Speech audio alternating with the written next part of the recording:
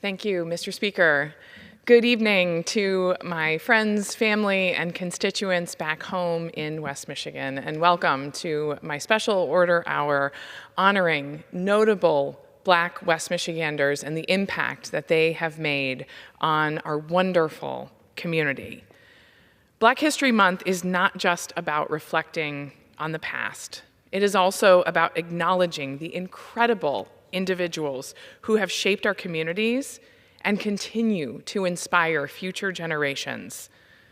Black history is woven into the very fabric of America, and it is our duty to honor it, not just in February, but every single day of the year. As the representative of Michigan's 3rd Congressional District, I am privileged to highlight some of the remarkable Black leaders, educators, athletes, activists, and artists who have left their mark on West Michigan. Their stories are ones of perseverance, excellence, and resilience in the face of adversity. They remind us that history is not just something written in textbooks, but it is alive in the people who have worked tirelessly to break barriers and uplift their communities. I want to first tell you about Lyman Parks, Grand Rapids mayor. After moving to Grand Rapids to serve as a pastor of the First Community AME Church in 1968, he was elected as the first Black commissioner in the city's history. Lyman Parks holds a special place in our history as the first and only Black mayor of Grand Rapids. His leadership throughout the 1970s marked a turning point for the city, proving that Black leaders could and should have a seat at the table in shaping the future of our communities.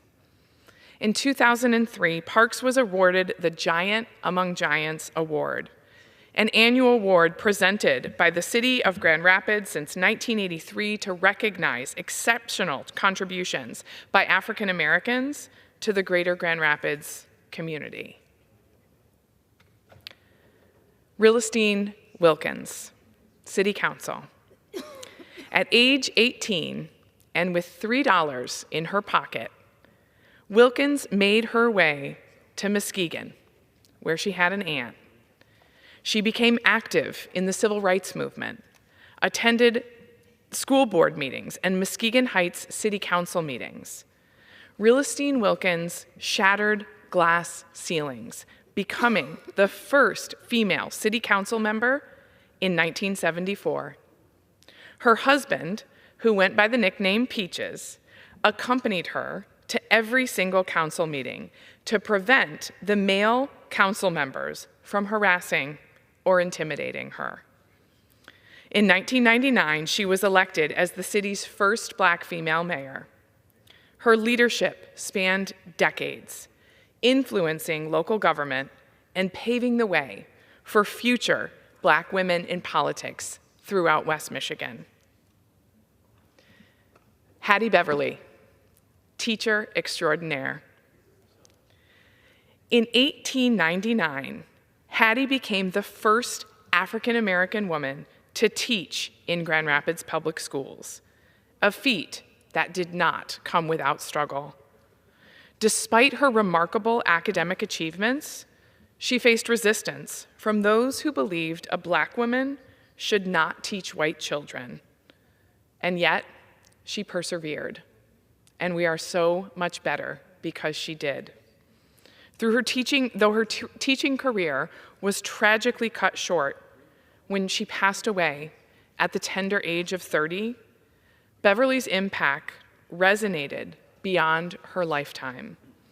Her legacy of determination and excellence paved the way for future Black educators, ensuring the doors she opened would remain open for others to walk through. Jimmy Carter, no, not that Jimmy Carter, but still looms large in West Michigan, a basketball phenom. A name truly synonymous with basketball excellence in Grand Rapids. Jimmy Carter dedicated his life to shaping young athletes. From his high school days at South High School to coaching, mentoring multiple children and young athletes at various schools, Carter's influence in the sports world has been profound. Carter's contributions extend far beyond the court as well, proving that mentorship and investing in young athletes can transform lives. He was recently inducted into the Grand Rapids Sports Hall of Fame, and that solidifies his place in history. Helen Claytor, activist. Helen Claytor's work with the Young Women's Christian Association extends far beyond Grand Rapids. She was the first Black woman of color to serve as president of the National YWCA Board of Directors. Under her leadership, the organization embraced the fight against racism, making racial justice a core tenet of its mission. Her work reminds us that institutions have a responsibility to be anti-racist, and that leadership must reflect the values of equity and justice. Today, her legacy stands tall in Grand Rapids, both figuratively and literally, with her statue near GRCC's campus. Dr. Patricia Pulliam, publisher. As an educator, Dr. Pulliam worked tirelessly to uplift Black students in Grand Rapids, serving as an advisor, mentor, and leader in higher education. Beyond the classroom, she became a publisher and later owner of the Grand Rapids Times, ensuring that the stories of Black residents were not just heard, they were celebrated. She also co-founded the Giants Award, an annual ceremony recognizing Black excellence in our community. Her contributions continue to inspire. While the media has often ignored or misrepresented Black voices, thanks to leaders like Dr. Pulliam, those voices are amplified and preserved. Dr. John Butler, boxing champion. In 1953, Dr. Butler became the first Grand Rapids boxer to win a national Golden Gloves title, an accomplishment that cemented his legacy in the sport. Dr. Butler was not just a fighter in the ring, he was also a fighter for education and equality. Growing up in Mississippi, he faced the harsh realities of poverty and racism.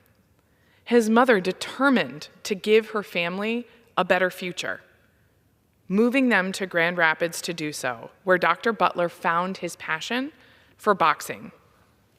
Through the mentorship of his trainer, he not only honed his athletic abilities, but also understood the importance of education.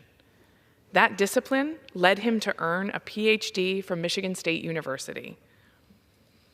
Dr. Butler dedicated his career to the Grand Rapids school system, serving as a teacher, assistant principal, and eventually training city employees in public service. He provided guidance to young Black students who faced adversity, making an impact far beyond the classroom. Today, his legacy is forever etched in the Grand Rapids Sports Hall of Fame, a testament to his dedication to both sports and education. Paul Collins, artist. Paul Collins has spent his life using his artistic talents to tell the stories of those often overlooked. Born in Muskegon and raised in Grand Rapids, Collins was drawn to art from a young age. Despite initial encouragement, he pursued his passion, eventually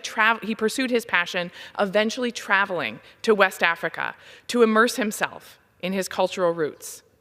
Collins' work has been displayed worldwide, from exhibitions in Africa to murals honoring historical figures in the United States. He was the first Black artist to paint a sitting president when he painted President Gerald R. Ford. His contributions to the art world also include designing the Martin Luther King Jr. Nonviolent Peace Prize Medal and the Challenger 7 Space Shuttle logo. As we celebrate Black History Month, Let us remember that these stories are not just relics of the past. They are living legacies that continue to shape our community. It is our duty to ensure that these trailblazers live on, that we continue the fight for equality, and that we uplift and support Black voices in our community. It is our duty to ensure that we continue to tell these stories. Black history is American history, and it is the history that deserves to be honored not just in February, but every single day. Their achievements are proof that progress is possible, but only if we remain committed to justice, inclusion, the power of education, and advocacy. I'm proud to continue to carry on their legacy through the Special Order Hour today. Thank you, and I yield back.